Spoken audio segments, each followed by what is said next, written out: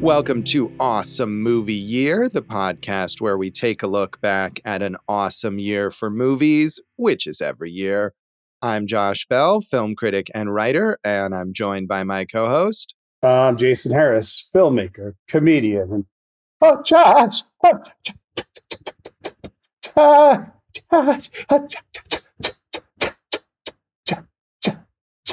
You have to interrupt me or it keeps going. I don't know. No, it doesn't. It just keeps going in the movie. That's the thing, is that he doesn't get interrupted. He just goes and goes and goes and goes. Jason's doing the faces and everything. It's you can stop now. That was exhausting. It's made him, yeah. Jason's got to take a little covering from the flu. There. You got to keep your Costello to a limited budget. The slapstick comedy is harder work than we realize. So in this season of Awesome Movie Year, we're talking about the films of 1941. And we are here at our producer, David Rosen's pick. So, Dave, what did you pick for us? I picked Hold That Ghost. Dave always coming in with the lowbrow comedies. And we've got Abbott and Costello, the comedy duo, the comedy sensation of the 1940s, here in their third feature film of 1941. Yeah. That it was the second produced initially, but the third released after it was put back into reshoots and post-production changes. And Dave, I really feel like you love the comedy teams in fake haunted houses because it's one of my favorite genres. Yeah. Absolutely. We had The Gorilla in our 1939 season featuring the Ritz brothers, less famous than Abbott and Costello, but another goofy comedy team. And now we are at Hold That Ghost featuring Bud Abbott and Lou Costello as a pair of bumbling guys, I guess. I don't know, waiters. They were waiters, and then they're gas station attendants, and they're just trying to get by, Josh. Just trying to get by. Yeah. Exactly. They are. They inherit this dilapidated old tavern, and it's maybe haunted. It's not haunted, but I guess actually it is. We'll talk about maybe one of the issues with this movie, which is the lack of coherence as to what is actually happening. But it is possibly haunted, or possibly just being fake haunted by associates of this late gangster, and they're not having it.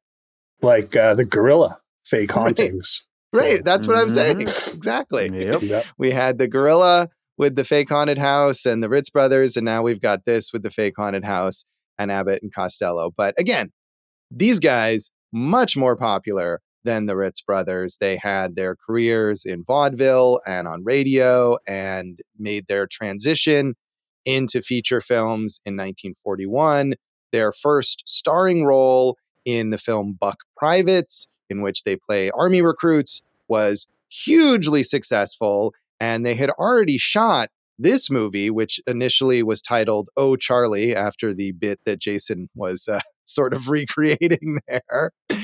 But because Buck Privates had been so popular, the studio wanted to rush out another military-related film first. So they went and shot In the Navy, and that was released before this. And they also did extensive reshoots on this film, primarily to add the bookend scenes featuring the singers Ted Lewis and the Andrews sisters, who had appeared in Buck Privates, and that was also very popular.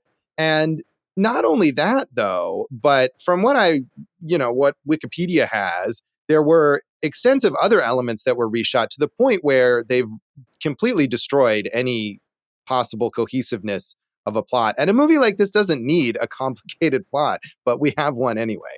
I mean, I followed along just fine, Josh. I'm sorry if you couldn't understand it, but I do know what it's a little all over the place and scattershot, but they're so delightful. I didn't really mind it. Right. And I think that is what most people thought about this film. I don't find them delightful. And shocker. So someone makes everyone happy. Josh can't like it. No, I can't stand it. Honestly, I don't know if I even like these guys more than the Ritz brothers. I think it might be a close race there, but Yeah, I mean, you are right, Jason. Of course, if you're laughing at the jokes in this film, if you find Abbott and Costello hilarious, you're not too concerned about who are these guys, where did they come from, why did they disappear suddenly, what is happening in the haunted house, what is everyone's motivation. But the basic plot of these guys inheriting the place from the gangster and the gangster's associates wanting to get them so that they can get his money is completely disjointed, and elements come in and then disappear and are never mentioned again. And it was a bit frustrating. I can understand that. They're characters that don't show up till like 80 minutes in or 70 minutes in, and you're like, who are these guys? Why are they here? But, I read that same thing on Wikipedia, and it sounds like there were even more convoluted, groups coming in, like, we were in prison with Moose and now we want his money, that type of thing. So maybe they just simplified it and was like, just keep the funny and don't worry about the rest. Right. I mean, and it wasn't even that the plot was too convoluted. It was that they like cut it out. They cut out the plot. And so every so often some random plot thing would happen. And it was like, where did that come from? But we had to make room for the musical numbers, which I feel like, Jason, maybe you would agree were not great. Disagree. Okay. 100%. Yeah. Wow. All right. When Ted Lewis asks, is everybody happy? This Your guy answer was happy, Yeah. Yes. So I liked them yeah. a lot. They were so of the time and I really enjoyed it. So, and I'm all for a good bookend. Yeah. All right. Well, yeah, they were. I mean, it's not that I thought the music was terrible. They but just had nothing to do with what you're right. yeah, Right. It was completely superfluous. And you can tell it's something that had been tacked on because, these guys were popular or it had worked in their other film. And I've seen Buck Privates, although it was a while ago and I don't remember how well integrated the music is in that film. But whatever it was, it worked. This was another big hit, grossed $5.2 million on its budget of, depending on its initial $190,000 budget, with the reshoots perhaps up to $340,000. But either way, huge. much less. Yeah, huge hit. And this was the height of their popularity. They immediately made another film in 1941, ultimately released 4 feature films in 1941. They went back to the military theme for Keep 'em Flying. So they were in the Army, the Navy, and the Air Force all within this 1 year. They just missed the Marines and the Coast Guards to complete the pentaverate there, Josh. They did. I don't know if they ever eventually joined those branches in another film, although there is a sequel to Buck Privates that came out a number of years later. So critics also generally positive about this film, although some backhanded compliments, but overall positive. Thomas M. Pryor in the New York Times said, "The arrival of Hold That Ghost makes it 3 straight hits in a row for Abbott and Costello, judging by the gales of laughter which greeted their every turn. An accomplishment that is all the more remarkable because their present caper is freighted with practically all of the whiskered antics that go with a ghost house setting. Yes, the boys are immensely funny as they romp through a ramshackle house abounding in secret passageways, sliding panels, clutching hands, eerie sound effects, and all sorts of trick contraptions. An ideal background, to be sure, but the boys linger in it a little too long. For while their bag of tricks is considerable, it is by no means inexhaustible. But in spite of a tendency to drain every situation, there is many a hearty laugh to be had out of Hold That Ghost." There is many a hearty laugh, Josh. I agree with that. I did like the quick double talk, the quick give and take between the two. Obviously, we know, it's classic straight man and funny guy, right? Big chubby guy, big fatso, fatty boomba laddie. He's the funny guy, right? So, Sure. But I think he's brilliant at it. I really enjoyed his Costello's work. Obviously, Abbott's the straight man who gets it done, and you got the physical comedy, you got the misdirects, the mishaps. Josh, you're one banana peel or pie to the face away from really nailing this thing down. Yeah, I think pies to the face were more Three Stooges or Laurel and Hardy kind of things. But I was thinking about this because I tend to be not particularly fond of the physical comedy, but I do like wordplay a lot. And I mean, of course, Abbott and Costello are best known for Who's on First, which is all about wordplay. And I for whatever reason, I feel like maybe there wasn't as much of that in this movie, or what there was did not amuse me so much. There's a bit about figures of speech late in the film when they're talking about the moose head where the money is hid.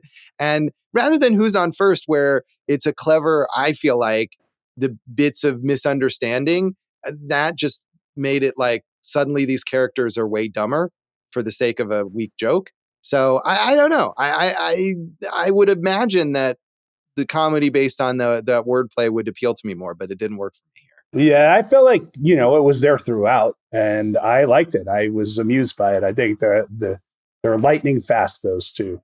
Yeah, they are quick back and forth with each other. I mean, you can tell that they've developed their rapport over time, which of course they had in their previous work. So William R. Weaver in the motion picture Herald said, "Yes, ladies and gentlemen, they've done it again. In fact, by count and with witnesses, Abbott and Costello got more, louder, and longer laughs in Hold That Ghost at its Hollywood preview than they did in Buck Privates or In the Navy. Veritably, it is to be doubted if any two comedians ever got so many laughs in one picture, anytime, anywhere. Don't quarrel with the boys' stuff. Audiences don't. Why should anybody? Certainly it's corn. Has been for years. The boys know it. You know it. Maybe the public knows it. But the public loves it, wants it, and lots of it right now. Maybe corn will win the war." Extra, extra. We got a story for you. Yeah. Yeah, I mean, I saw that quote also where it's like, have any two comedians ever gotten more laughs into a single picture? And, you're talking about how productive they were. They were the number one box office stars of 1942. And throughout the 40s, they seem to be in the top 5 pretty much throughout, not just here, but in England and throughout the world. So, yeah, I mean, people really gravitated towards their style of comedy and the nonstop hammering of laughs, Josh. Yeah, non-stop. I mean, I do like that this guy seems to be resentful, and it's like, just give in, just let it happen, just go with it. People like it, don't resist it. And it sounds like the kind of reviews now that are trying to convince people to like Marvel movies, like just let people enjoy it. And I'm not down with that. Well, I mean, whatever you think, you can't deny their committal to these bits. And I think that goes a long way. They commit so hard to everything. That's true. I mean, and that is a big part of why any of this kind of stuff is a success, going all the way back to silent comedians like Charlie Chaplin and Buster Keaton and Harold Lloyd, all of whom I generally enjoy. So I think even now, you watch Saturday Night Live or whatever, and even if they're doing a really dumb sketch, if those performers are fully in on it, you will be amused because they are just giving it everything they have and embracing the silliness. So I think you are correct about that. And I know for me that I've had this experience many times where if I go see a comedy in a theater to review and it's full of people and they're all laughing and I'm not laughing, it's like, I can say what I want in my review, but I can't argue that people didn't laugh at this. Like, I can't say you didn't laugh at this movie, even if I didn't like the movie. So it's just a fact there. Does that bother you when everyone's laughing and having a good time? It doesn't bother me.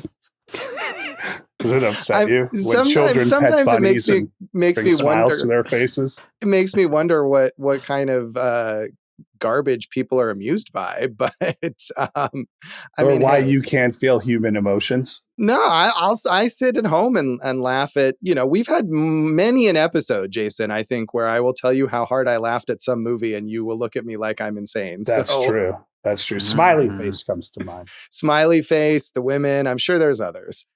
Gentlemen Prefer Blondes, we could go on, but we don't need to. So finally, Variety, in their Walt, in their little abbreviations, I couldn't figure out who that actually is, but he said, although the story utilizes mechanical devices and foolproof situations for Abbott and Costello to play with in the spooky atmosphere of a deserted tavern, it depends on its own dialogue and situations to get across the laughs without inclusion of the Abbott-Costello routines that have already become familiar and threadbare in the comic's previous film appearances.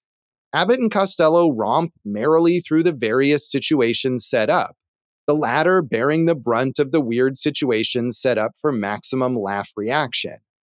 Joan Davis also clicks in major fashion with her comedic surprise throughout the proceedings and is an excellent laugh teammate for Costello. Yeah, they throw like 35 supporting players at him just to give him, more bodies to play around with there. So I get it. This is, you can see the formula. And, I was watching Abbott and Costello meet Frankenstein today, and you just see them kind of use that formula again and again, and to great effect, as the box office had proven, Josh. Right. I mean, and this review says it doesn't rely on their familiar routines, but I think at least one routine is in this movie, also is in Abbott and Costello and Meet Frankenstein, and had been a bit from their stage show, which is the candle that moves on its own. So it does. I mean, they did rely on that. And I mean, again, just going with the old Wikipedia, that as their career went on, they were very reliant on doing their same routines over and over again, to the point where they were reluctant to add new things. They were all about playing the hits. And even at this point, it seems like they were. It's so hard as a comedian to do that, where you're always trying to incorporate new stuff, but also, you have your tried and true, and, you gotta balance that out there. But, sometimes you get someone in the audience. I heard that joke, and it's like, if you went to see U2 in concert, would you yell, "I heard one before"? Come on. Right. But it is different, right, Jason? I mean, as a comedian, the element of surprise is important to get the audience to laugh, right? I mean, U2 can play one dozens, hundreds of times, and people are still excited to hear it. But if you've told a joke that someone's heard already, they're not going to laugh again.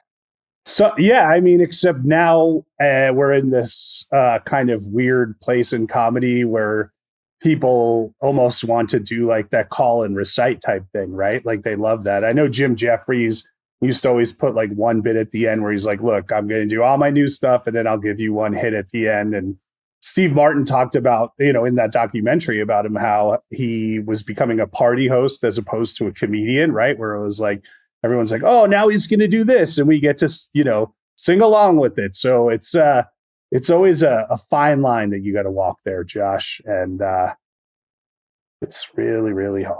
Yeah.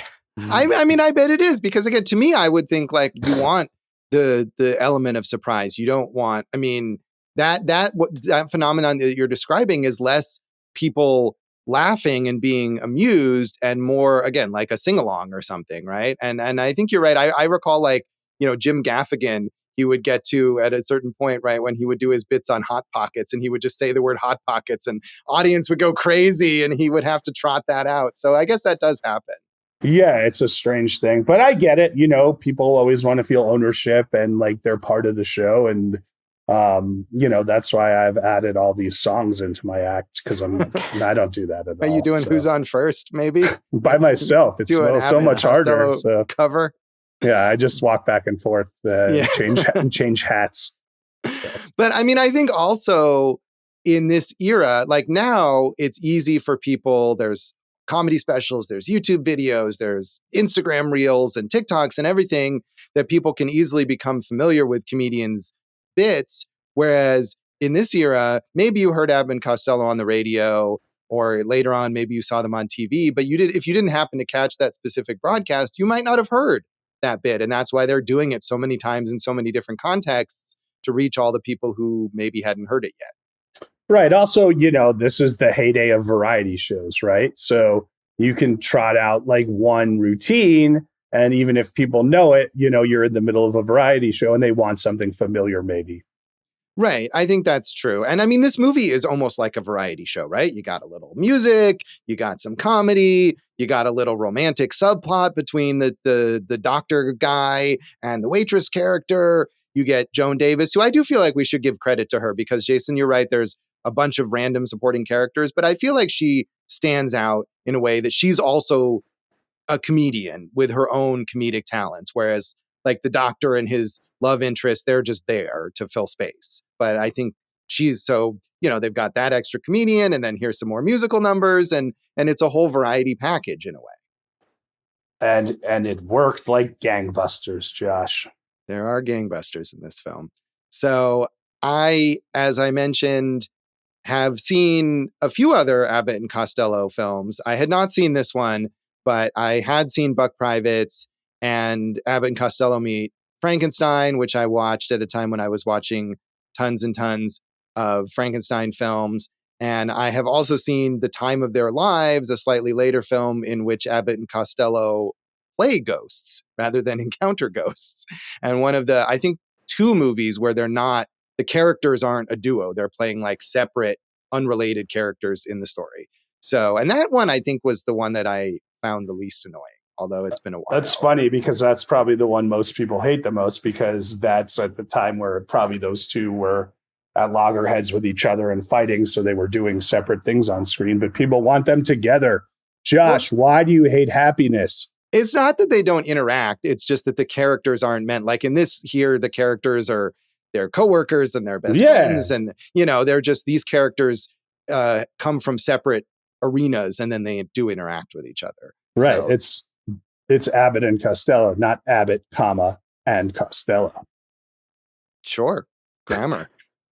So, had you seen, I guess you're watching the Frankenstein film. Had you seen any other Abbott and Costello? I honestly hadn't seen other movies. Obviously, know the famous routines, Who's on First, Niagara Falls, probably the two most famous. And I think all of us growing up on Looney Tunes have seen versions of homages to Abbott and Costello. But that said, this was a delightful find. Dave, you've done it again. Yeah, that Niagara Falls, I'm trying to think now. I can't remember, but there's some, I want to say some like thriller movie or something that I've seen where they turn that bit from Niagara Falls that suddenly I turned and it becomes some kind of threat. And I can't remember what it was. And I'm pretty sure I heard that before I ever heard the Abbott and Costello routine. Well, I mean, maybe now with like Screamboat and Winnie the Pooh, Blood and Honey, the Niagara Falls horror movie is ready to rock. Or the Abbott and Costello. I mean, they already met all those monsters. Maybe now Abbott and Costello will be monsters. Become monsters. Yeah. Hell yeah. So, why not? And they'll just haunt you, Josh, with wordplay and yelling and pratfalls, all the things that you love. Sounds great. So, Dave, of course, you picked this. Were you a big Abbott and Costello fan? So I can't remember which movies I saw, but I definitely watched a whole bunch of Abbott and Costello when I was like a kid. My dad would show me these things, and anytime something was on, like on TV, he'd like come in and turn the channel to it and, have me watch like a sequence or something. But I definitely watched a bunch of the movies. I'm sure Frankenstein and a bunch of the other Universal ones, but yeah, I just don't remember which movies though. And I wanted to kind of do a little marathon this week, but I just didn't have time for it. I feel like the Frankenstein one would be right up your alley because it's got Boris Karloff and Bela Lugosi and Lon Chaney. It's all the big monster men, Jave. Sure. Yeah. I love the idea of them too. Like just the idea of taking some, great comedy presences and just putting them into another movie. It's just a really fun thing to do. Yeah, I'm trying to imagine how that would go now. I feel like, did we talk about this when we did our Son of Frankenstein episode, maybe about who would it be like Seth Rogen and Jonah Hill meet Frankenstein or something? Like, how would that, Harold and Kumar meet Frankenstein? I don't know. How would that go if we did that today? Both of those comedy duos you've just mentioned are like 10 years ago. So true. Yeah. We would have to get, there's probably some, I don't even know if there is one right now. Comedy duo. Yeah. Maybe not in current films, but in, some comedy duo on TikTok or something right now that they could pluck out of social media and make them meet Frankenstein. How about the Nice Guys, since Ryan Gosling does the whole routine anyway? So yeah, I'll take it. Anything to get the Nice Guys back on screen. That'll work for me. So anything else about the background of this film you want to mention, Jason? I honestly think we covered a lot of it right there, Josh. They were very, very, very, very famous, Josh. They were indeed, and they've remained so. So we'll come back and talk some more general thoughts on Hold That Ghost.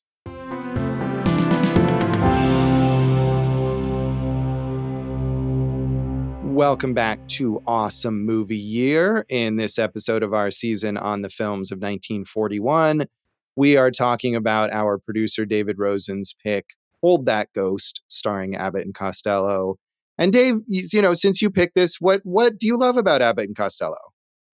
I think it's a great mix. I mean, you were talking about the wordplay and obviously the who's on first and all that, which, like you said, it's maybe veers a little more to the physical stuff here and just goofy slapstick. But I think they have a great mix of that between all of their stuff. It's some smarter wordplay stuff and some just really dumb, silly, goofy, slapsticky stuff. And you joked about it at the beginning of this episode, but put that in a haunted house and it's just the perfect setting for this kind of a thing. And this movie, I'm not going to sit here and try to say that it is not a mess. Like, it obviously is like cut and chopped and all over the place. And like we said, the plot is kind of left on the editing room floor in a way, but I think there's enough funny that it just doesn't matter. It's a really good time from beginning to end. And there's just a lot of really funny moments throughout this thing. I agree with Dave because like right away, right? Like, they're working at the nightclub and they get fired. And there's some really funny stuff with Costello and the manager. And you got your music, Josh, Ted Lewis and the Andrews sisters just killing it, bringing it hard, Josh. Mm-hmm. Then they go back to work at the service station, more funny stuff. They end up in this car with this gangster, Moose. And that's when the craziness ensues of like, did we really even try to do a plot there? Because Moose, quote unquote, gets killed. And in his will, they were like, well, he said he can't trust anyone. So whoever was with him at the time of death inherits his tavern, right? And it's like, that's convenient. So now we're on the road with like 8 different people going up to the tavern. And, there's the bad guy who's really kind of has it out for him. And then the driver leaves and we're in this haunted tavern. It's totally all over the place. But I just had so much fun with them. And there's, like I said, so committed, like that bit that I was doing, in the intro, cha. Like at one point he does it for so long. I'm like, man, you have committed so incredibly, intensely to this. I have to respect that. Even if you don't like it, you're like, man, he is committed to this thing.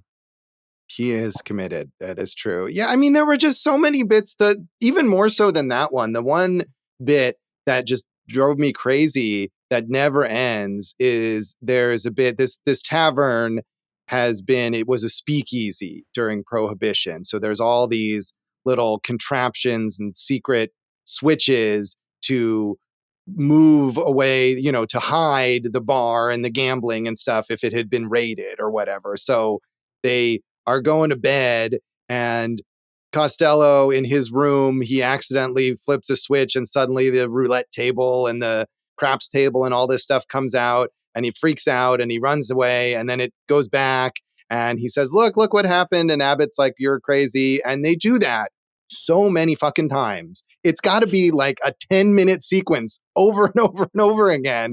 And I was just like, I get it. He's afraid of everything and he's going to make this happen. And then they switch rooms and they do it again. And I don't know. I felt like even if I kind of found it funny the first time, it just was so repetitive. And that was everything in this.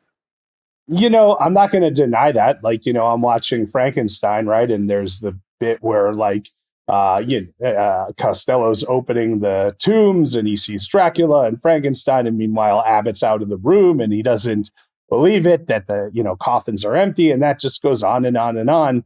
And I think it goes back to what you're saying, like playing the hits, like, hey, these guys are very good at that. And that's what the audience wanted to see, apparently. So that's what they gave them. But I could see especially how it would bother you, Josh. Right. I mean, and you're right. It was what the audience wanted to see. And even at this point, they already had such a loyal fan base that they knew what they wanted. And of course, the studio, too, was obviously very savvy. I mean, that's why this was delayed and why there were reshoots. They were clearly very conservative about let's show the audience exactly what's worked already. And I mean, there's no reason to think that Abbott and Costello didn't go along with that. They weren't artistically stifled in this film, but they're definitely playing it safe here already. Well, I mean, the other part of that, though, is, I think we would agree that this type of comedy was more popular back then. So, they're playing what is, the wave of Three Stooges, Marx Brothers do it. Obviously, the wordplay, the physical comedy, right? Like, we're all kind of playing in the same field, and these guys, knocked it out of the park for some Who's on First references. Yeah, there you go. But yeah, I mean, I guess this is one way, yeah, it's a very like vaudeville sort of dated style of comedy. On the other hand, especially all the physical comedy, I mean, that's something that endures. I mean, that's why people still watch a lot of those silent comedies, because guy fall down is timeless. And I feel like there is this kind of stuff. If Abbott and Costello existed today, they would star in the Minecraft movie. And you're probably right. And Dave would go see it to throw chicken nuggets at them or something. Damn right. But, hell yeah. No, that's fair. This is populist comedy, right? I think they just did it really, really well, and I found them to be charming. I mean, you get it within one scene, the relationship, what's the matter with you, and then right. So that's the bit, but they're just experts at doing that bit, and I just really enjoyed them. I just feel like, for me to enjoy it 84, 85 years later, 84, I guess, right? Like, shows that they had something timeless about what they were doing, in the same way that you mentioned, like a Chaplin or someone like that, right? Like, you can be so skilled at that, whether you enjoy that type of comedy or not. You have to respect the ability of these people, I think. Yeah, I mean, and it is, like you said, the populist comedy. I feel like that's why you show these movies to children, right? Kids will watch, those silent comedies. Or I don't know how young you were, Dave, when your dad was showing you Abbott and Costello, but it's something that you can, even if you don't understand all the wordplay, or I'm sure there's pop culture references here that we probably don't even get now, but the fat guy fall down stuff is easy to understand. Yeah, the one thing that I actually remembered from when I was a kid watching this was when he's trying to pump water out of the well and nothing's coming out, and then he sticks his face under there and it all comes out on his face. That stuck with me all these years. So. Yeah, and when you're watching it now, it's like, oh, that's what's going to happen. He's going to put his face there, and he's. You probably knew it. Made me laugh though. You probably knew it then too, though. Yeah, sure. So, yeah, so. that is true. Yeah, but. It just, it's like I said, it's hard to argue, because I can say I didn't laugh, and that's true, but I can't argue that you guys didn't laugh or that other people aren't laughing. I mean, we can talk about the structure of the film. Again, the plot, so many people appear and then disappear, and their motivations are confusing. I was wondering, there's a bit where at one point these two guys show up and they say that they're cops. And I thought, oh, they're lying. They're not cops. They're really gangsters who are looking for the dead gangster's money. But then they just disappear. And at one point, they're like, hey, we should go see where those detectives went. But we never find out. Were they detectives? Were they gangsters? Where did they go? Nobody knows. And I mean, or the most ridiculous thing to me was all this scary stuff has happened and someone is dead, right? The lawyer's assistant guy, who is clearly also a gangster's associate, who is supposed to bring them out to the tavern and show them what they've inherited. He shows up dead, and they're all scared, justifiably so. And then these guys show up who claim to be cops, and they're like, we're going to investigate this. And everyone else says, oh, okay, cool. Well, you do that. We're going to go to bed. I laughed about that. And then that's a whole thing. They all go look at the bedrooms, and they say, and that's when we get the whole bit with the moving walls and the roulette table and all that stuff. And this makes no sense. And I mean, I realize it's just they want the comedy of the bit in the bedroom with the stuff moving, and they want to split the characters up or whatever. But it's absurd. And they talk about, we're going to drink some warm milk so we can relax. Meanwhile, there's theoretically like a murderer on the loose in this place. They're sleepy. So, it's just stuff like that. Again, if I was laughing throughout, I wouldn't have cared. But when you're not, and you're paying attention to the plot, you realize this is insane. Yeah. All right. That's all you got. Thank you. That's all we got. Yep. Thank you, I can't deny anything you're saying, Josh. Like, I mean, you know me, I'm Johnny Logic on these movies, right? And this one doesn't follow any of it. And yet they they sucked me in with their ruse, Josh, and these pratfalls and these double speaks and their delightful personalities. This is a grown man and he's scared of everything, Josh. So, but I just thought he was pretty brilliant. Like, I mean, whether you like him or not, he's really a captivating personality, Costello. Like, I was very interested in him, and you research him, and it's sad to find out that he died, in his 50s, and he made one movie on his own, and you wonder like what that kind of career could have been. Obviously, they had their own personal issues and everything, but I think that if you're this good at comedy, you would be able to kind of transfer over to other types of comedy and drama and everything else, and that would have been interesting to see. But yeah, I don't know. I was just kind of fascinated by them, and that could also be that I just only knew them in like the pop cultural space and had never watched one of their movies. Right, and I mean, they definitely know what they're doing. But I guess not to harp on this plot thing, but to me, it was like it didn't feel like there are plenty of comedies, and I enjoy this specifically very much, that are absurd and surreal and they don't make sense because the fact that they don't make sense is part of the point. Like, just crazy shit is happening and no one knows why, and it's all escalating to ridiculous proportions. But this movie feels like it was meant to make sense and they just like gave up. And that is what's frustrating. Yeah, I can understand that. I mean, you could call it lazy in the plotting. And like, I feel like what we were talking about with all these plot elements, at some point, whoever, whether it was a studio head or the director, was just like, look, just cut away everything and give me 700 jokes a minute. And that's what they went. Yeah, we still do get the sort of romantic subplot between the doctor guy and the waitress, which seems pretty useless. Did you have any thoughts on that? I'm always happy when two people find love. Oh, that's very good. And Costello and Joan Davis seem to be kind of falling in love as well, right? She's also scared of a lot of stuff. She plays a radio actress whose main role has been in various horror radio programs where she screams a lot. And so she keeps comparing their situation to this is just like the curse of the such and such that I was in. And she gets to do her own little bits. Yeah, I mean, there's the bit on the staircase where she's walking up and she's like, oh, this reminds me of this play that I did where I screamed like this. And that, of course, leads to more. But that she was going to do that scream, but then she actually sees something that scares her. And they're like, wow, what a good scream, So, I mean, it's all there in service of the two of them. And, right. I mean, everything you're saying, I don't have any fault with. And I'm going against all of my own beliefs, Josh. But sometimes, they're those two, you just want to hug them.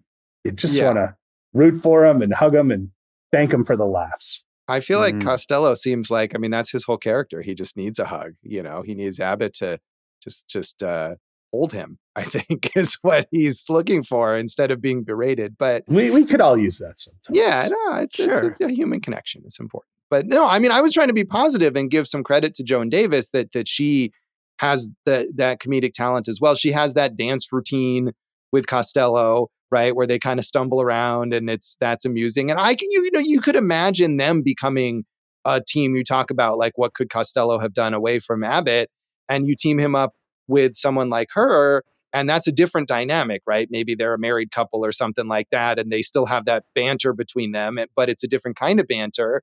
You could imagine that being the case, and that's not where it went, but you can see that chemistry.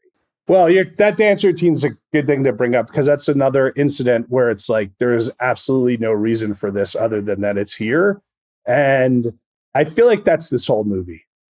Yes, that is true. And that's fine. This is like, I mentioned SNL before. It's like a movie based on an SNL sketch where we just got to say the catchphrase and play the hits, do that bit. And sometimes those movies are great. We talked about Wayne's World on here, and more often they're not great.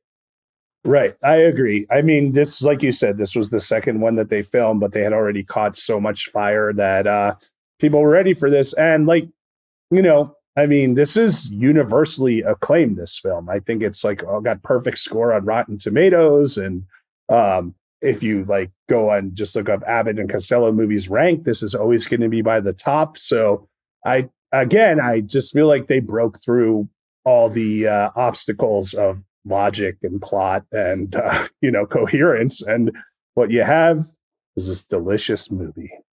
Yeah, I mean, it's certainly, even if as a movie it's very scattered, it is the height of their comedic both popularity and talents. As you were saying, as their career went on, they had interpersonal issues between them, they had personal issues in their own lives, and the freshness kind of went out of a lot of their comedy because they insisted on doing the same bits. So this is the point at which, if you were going to see them at their peak of sort of creative inspiration as well as popularity, this is certainly that as well, even if the movie around them is poorly constructed. I'll give you that. Also, I think there's something to be said with, I mean, you've seen more movies than I have, right, of theirs, but it seems to me that they're always playing like blue collar everymen, right? So I feel like the relatability with the audience is something that went a long way for them.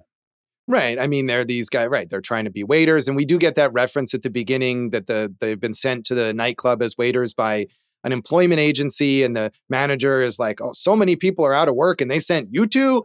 So there is definitely that. And they work at that service station and they talk about their ambitions for what they want to do if they have money. And yeah, absolutely. I feel like that's an inherent thing a lot with comedy teams, is that especially the slapstick, it's about being an everyman or about being, the underdog and things like that. And I don't know, maybe there are examples that I can't think of, but I can't think of it like comedy teams that are based around being, wealthy or, a life of luxury or something like that. I suppose there's comedy teams that are more about, elevated wittiness or whatever, and erudite wordplay but the wordplay here, again, is like, it's understandable, but it takes a pretty powerful intellect to write Who's on First, I would imagine. I think so. I mean, what you're talking about goes to the deeper kind of roots or, core element of comedy of punching up, right? Which is what we talk about all the time, and you see it. I mean, this was such a big conversation over the last few years of types of comedy and punching down and taking easy shots at people. And I feel like, you're always going to put yourself in a better position when you're punching up. Right. And then that's, I think, what they're doing here. And that's maybe why these kinds of comedy teams work, is when they're representing that kind of working class perspective, even if the actors, I'm sure Abbott and Costello got plenty rich, although they had issues with that. But, I think of like Jane Lynch's character on The Marvelous Mrs. Maisel, who the whole bit is that she's doing this working class Queen's housewife. Like, that's what people think she is. And she's really this ultra rich snob, and the contrast between that, but she has to do the working class character because that's what works in comedy and that's what audiences want to see. I mean, you brought up, kind of, if you think of movies where, look, there's not to say that there aren't movies set in, upscale Richie Rich places with Richie Rich people. I mean, The Last Knives Out is a good example of that, right? But usually it's something, I'm thinking of Being There, where it's like the fish out of water, or Coming to America, where it's the reverse, where someone who's rich learns what it's like to become quote unquote normal. So, you're always trying to relate. I mean, the relatability is such a big thing in comedy. I think, when you have the audience on your side, you can get away with a lot more. Right. And I mean, I guess what I was saying, not that there aren't comedies that are set among rich people or that involve rich people as characters, but that teams like Abbott and Costello that have this sort of like defined persona that they carry across all their projects rarely come from that perspective, generally come from this working class man of the people kind of perspective. Yeah. And especially this, right? So they're in the military, they're just service attendants trying to get a buck. They're moving men who are, moving caskets for people, whatever it is, right? Like it's all busted their hump for the sake of comedy. Yes. So, Dave, anything you want to add about this movie that you liked? Well, first of all, I'd say Ernest follows that same blueprint, but he's blue collar and blue vested. Yes, blue definitely. Jeans, yeah. I was also going to mention, maybe this is more about just the era in film and not specifically about, Arthur Lubin or whoever the cinematographer was. But if this movie was made today, you would not be able to see shit in that haunted house at night. And I was like, wow, this looks so nice with the candle they're walking around with, and you could still see the room. And I was like, man, this actually looks really good for just a silly comedy. Yeah, I mean, I think that is unfortunately just the way that movies look now. And I wonder if you made this like a haunted house comedy might be less murky than a haunted house horror movie today, because you need to see the actors like facial expressions, or you need to see the bits that they're doing in order to get the comedy. And it's not as important to like build suspense or scare the audience. But yeah, I watch tons of horror movies that are released these days, and they are all very, very dark. That is true. We get the haunted house comedy every few years, the Haunted Mansion reboots. We're getting a Scary Movie reboot, right? So we'll see if anyone can capture it again. Dave, did you like Ted Lewis and the Andrews Sisters? I thought they were fine. Like you said, it's pointless, but I enjoyed it, you know? I feel like I wanted to mention briefly also the racial aspect of the Ted Lewis me and my shadow routine. I mean, it's minor compared to like what we talked about in Dumbo or what we've talked about in some other films, but it is clear that, you know, he's got this silent black performer like playing his quote shadow.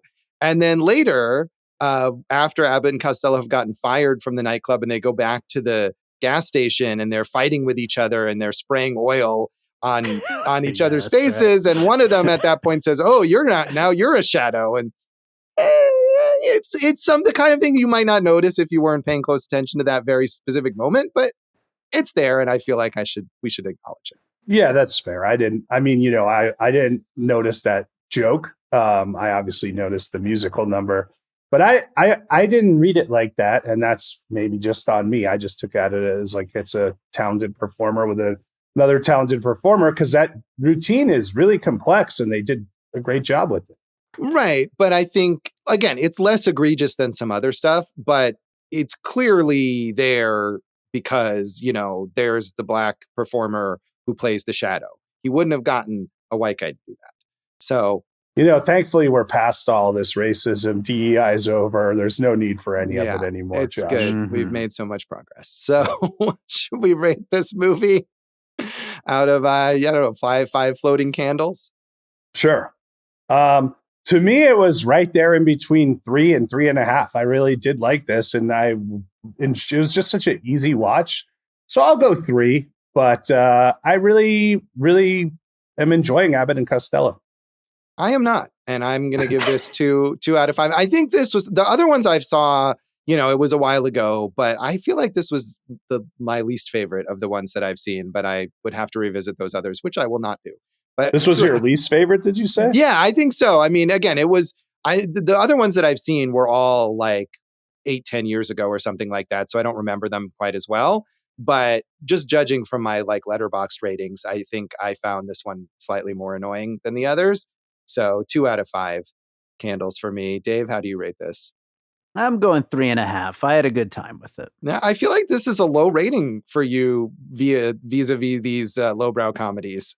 No, I think that's fair. But I mean, you know, you kind of can't get away from the fact that this movie is all over the place. So. Right. But yeah. You definitely rated both Ernest and the Ritz Brothers higher than this, I think. Well, I love Ernest and the Ritz Brothers. Yeah. So to sum up, most of us are happy. All right. Thank you, Ted Lewis. We'll come back and talk about the legacy of Hold That Ghost.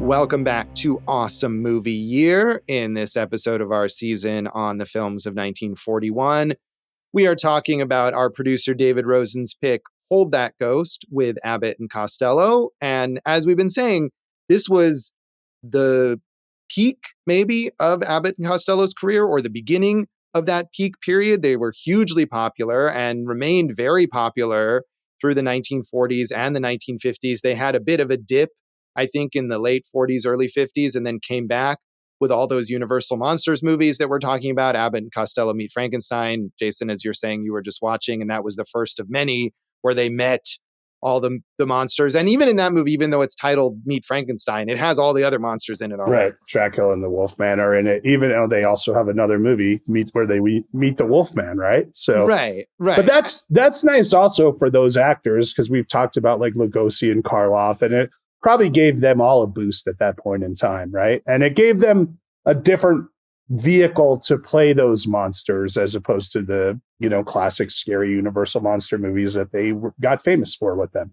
Right. I mean, and that maybe this is what we talked about, the idea that, the Universal monsters were essentially the first cinematic universe back then. And by the time they started meeting Abbott and Costello, that had sort of petered out. And so not only was it a comeback for Abbott and Costello, but it was in a way a comeback for the Universal monsters, where they could switch it up and make it comedic. And maybe I try to remember if we talked about this when we did like the Avengers, like is that the Marvel Cinematic Universe is going to get to that point and we're going to have Harold and Kumar meet the Avengers or something instead of Frankenstein, because that's what they need as a boost. I mean, look at where we're at the time of this recording. Dave's about to do his Thunderbolts live podcast, right? And we're like, the whole point is like, hey, the Avengers aren't coming. Well, how about all these side characters who know the Avengers? Can they come and fix the world?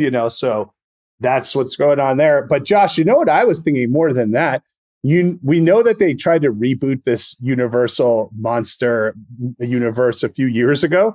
Maybe this was the way in. They should have done what you said, like, brought some comedy teams in to meet these guys, as opposed to just making those straight horror movies with, if you don't have Lee Winnell, it just doesn't work, I guess. Right. I mean, they're still on that. But I would imagine maybe, they made The Invisible Man and they made The Wolfman and they got the Bride of Frankenstein movie coming up next year, I think. And maybe once they get through, they do a Dracula and they do a Creature from the Black Lagoon or something, they will say, well, we might as well remake Abbott and Costello Meet Frankenstein, and we'll have a new Abbott and Costello. Like, I remember when we were talking about going back to Ernest again, the director who made all those Ernest movies did his own reboot of Laurel and Hardy. Right. And maybe we'll reboot Abbott and Costello. Who would you cast? Yeah, I don't know. I feel like, again, we go back to, would it be Seth Rogen and Jonah Hill or something like that? They both nice guys. Russell Crowe has gotten Costello sized lately. I think you would do Tim Robinson and Sam Richards or something like that. Yeah, Sam Richardson. I like him a lot, actually. He's got kind of that would be good. Vibe. Stephen Graham would be a good Costello. He would fit the look anyway. Has he done comedy? I've never seen him do straight up comedy. He's funny, though. He plays Matilda's dad in Matilda the musical. That's true. Nice. Yeah. I did see that. So that's an interesting choice. Mm. So Abbott and Costello also had very popular TV show, very popular radio shows. And as I was saying earlier, part of their whole thing was just recycling their bits in these various different formats. But they remained a team, even though they had their issues with each other until Costello died in 1959. Abbott even kept the brand going with the Abbott and Costello animated series, doing his voice, where someone else was voicing Costello in 1966. But overall, his career, he wasn't able to kind of get a career of his own going even after Costello had passed away. He died in 1974. So really, they're inextricably linked forever. Yeah, so Abbott teamed up with another comedian, Candy Candido, but he said there was just no replacing Lou. I would like to see the Costello solo movie, The 30-Foot Bride of Candy Rock, just to see what that looks like right there. And Josh, did you know that one of those animated Merry Melodies movies, Abbott and Costello, A Tale of Two Kitties, was the introduction to Tweety Bird? I did not. I mean, that was what I was talking about. There was those are Looney Tunes that kind of parody Abbott and Costello, but there was an actual Abbott and Costello animated series as well. But yeah, I mean, I think like we were talking about with Peter Lorre, the impression of Abbott and Costello from Looney Tunes is something that endured and that kids might have seen before actually seeing any Abbott and Costello movies. And I think, is it "Ain't I a Stinker" that Bugs Bunny always says actually originates as an Abbott and Costello bit. So yeah, I mean, it's funny how all of this 1940s pop culture that was recycled into Looney Tunes then became Looney Tunes lore and has endured in a way that the original stuff maybe didn't, or has only endured in a lesser way. Well, we're big fans of Seinfeld, and, Seinfeld did the special Abbott and Costello Meet Jerry Seinfeld, where he kind of, went over the history. But, there's the famous off-track betting episode, His Mother Was a Mother. And I didn't realize that until I researched it today, that was an Abbott and Costello line as well. Yeah, so they do remain influential, and you can see that watching this film. Like you said, I mean, the supporting characters in here don't amount to much. I did want to mention Joan Davis again, because she had her own career. She had a very popular sitcom called I Married Joan in the 1950s, was a radio star, was a character actor in film. Richard Carlson, who plays the doctor, and Evelyn Ankers, who plays the waitress, both prolific character actors. Evelyn Ankers in 1941, we were talking about Universal Monsters. She's the main love interest in The Wolfman in 1941. So, I mean, I think they probably wanted to make sure that Abbott and Costello were never overshadowed, right? You weren't going to cast Abbott and Costello opposite Cary Grant or somebody who was a big star in their own right. But these were all successful actors that worked with them. Few others. Josh, Misha Ora was nominated for Best Supporting Actor in 1936 for My Man Godfrey. I didn't realize it, but Shemp from the Three Stooges, the fourth Stooge, was the soda jerk there. Ted Lewis was so famous, they made at least one movie called Is Everybody Happy based on him. And the Andrews Sisters sold an estimated 80 million records.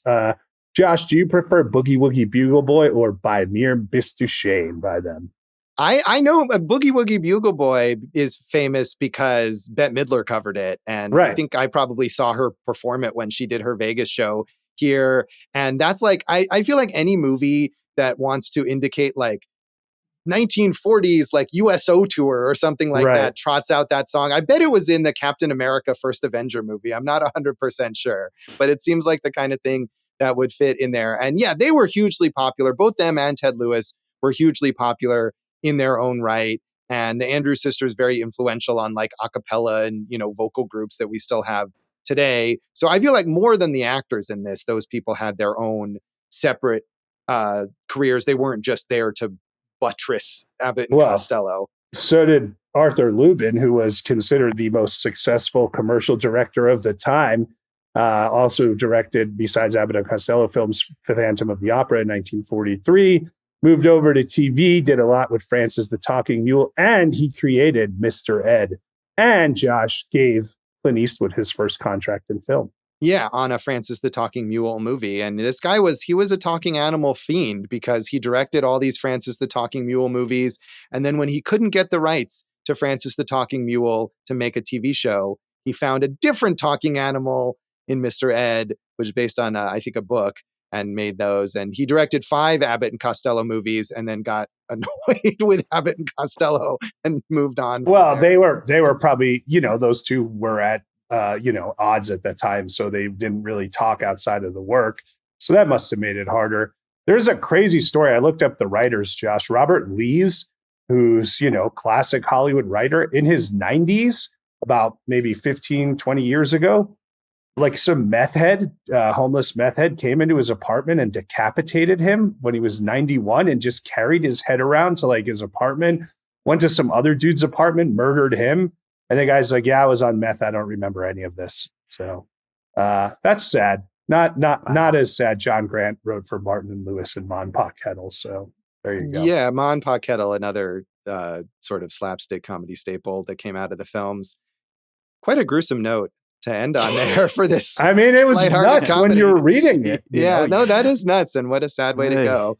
Yeah, so in his 90s too. Yeah. Well, hey, at least he lived that long. I think we'll wrap it up. That is Hold That Ghost. And that is this episode of Awesome Movie Year.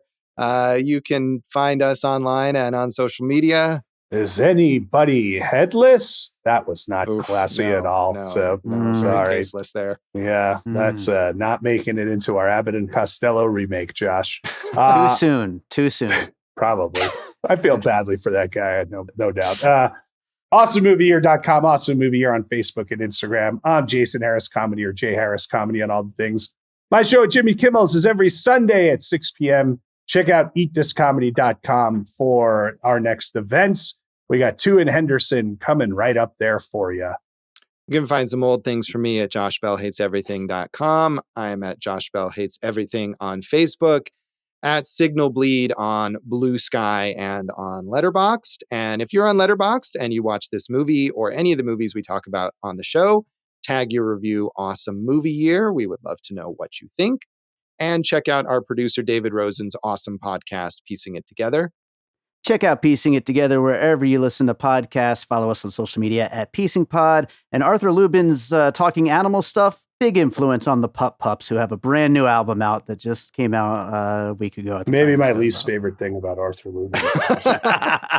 Jason, what's in our next episode? Josh, it's our cult classic.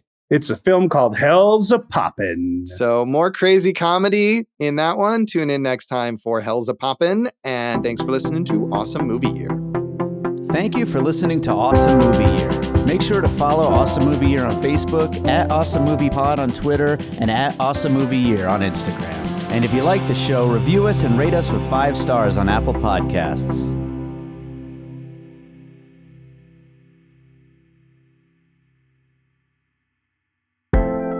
An All Points West production, produced by David Rosen in Las Vegas.